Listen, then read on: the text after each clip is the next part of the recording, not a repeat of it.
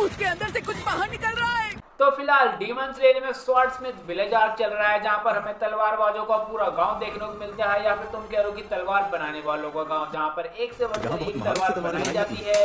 और इसी गांव में तानजीरो को पता चलता है कि एक बहुत बड़ा सीक्रेट वेपन छुपा है, जिसके बाद हमें एक तलवार देखने को मिलती है, जिसको लेकर बहुत सारा बवाल हो जाता है कि आखिरकार ये तलवार किसकी है। तो फिलहाल तो ये तलवार अभी आगे नाजुका के पास है, पर इस तलवार को लेकर बहुत सारा विवाद चल रहा है कि आखिरकार ये तलवार किस बंदे की है, क्योंकि कहा जा रहा है कि ये तलवार 300 साल पुरानी है, तो कोई कहता है कि ये तलवार सेनगोकू ने रखी है। तो देखते हैं आखिरकार इस तलवार का राज क्या है। तो चलो इस तलवार के बारे में थोड़ा सा पता लगाते हैं।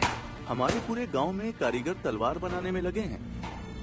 तो देखो आखिरकार उस वक्त हुआ क्या था। तो देखो तानजीरो और तानजीरो की तलवारबाजी चल रही थी, और कोतेत्सु उस तलवारबाजी को देख रहा था, और इसी बीच तानजीरो उस डॉल के सेंट को महसूस करता है और एक स्लैश मारता है। उसके बाद वो डॉल थी वो कट जाती है, वो टूट जाती है, और उस टूटने के बाद उस डॉल में से एक तलवार निकलती है, जिसको देखने के बाद कोतेत्सु और तानजीरो दोनों ही शॉक हो जाते हैं, क्योंकि वो तलवार बहुत पुरानी थी। यहाँ तक कि कोतेत्सु तो ये कहता है कि ये तलवार 300 साल से भी ज़्यादा पुरानी थी। जिसके बाद ये दोनों ही तलवार को खोलते हैं, और खोलने के बाद देखते हैं उसमें पूरा ही पूरा ब्लड था।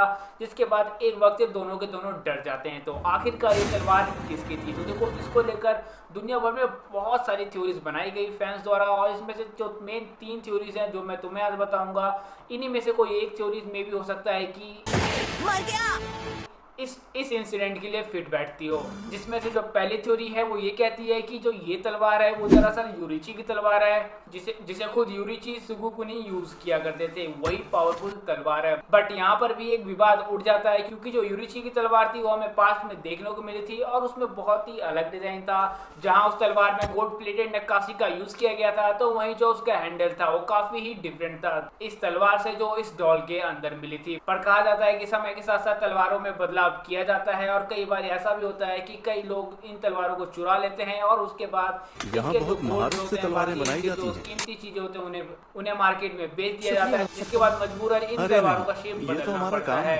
और ऐसा ही कुछ कहा जाता है कि यूरिची की तलवार के साथ हुआ। पर इस स्टोरी को कई सारे फैंस काटते हैं और कहते हैं कि दरअसल जो ये तलवार है वो यूरिची के भाई कोकोशिबो की तलवार है, क्योंकि कहा जाता है कि कोकोशिबो के पास ही राउंड सर्कल वाली कटाना थी, जिसकी मदद से वो डीमंस को मारा करता था।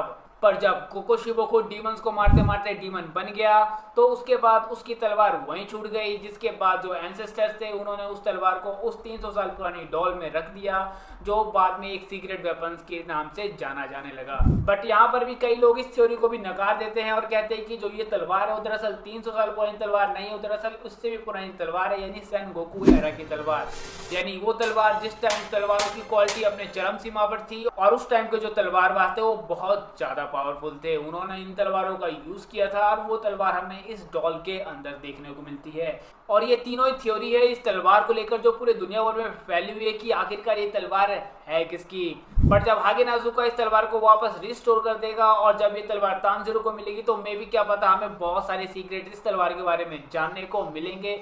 इवन ये तलवार इतनी ज्यादा सीक्रेट्स है कि तुम में से जो मांगा रीडर्स है उन्हें भी इस तलवार के बारे में ज्यादा कुछ पता नहीं होगा। तो अगर तुम्हें इस तलवार के बारे में अगर कुछ भी पता है तो मुझे नीचे कमेंट में बताना, हम सब जानना चाहते हैं। हम सब छोटे मोटे फैन डीमन स्लेयर के फैंस जानना चाहते हैं, पता है तो जरूर कमेंट में बताना। तो मैं तुमसे फिर मिलूंगा किसी नई वीडियो के साथ, तब तक अपना ख्याल रखना।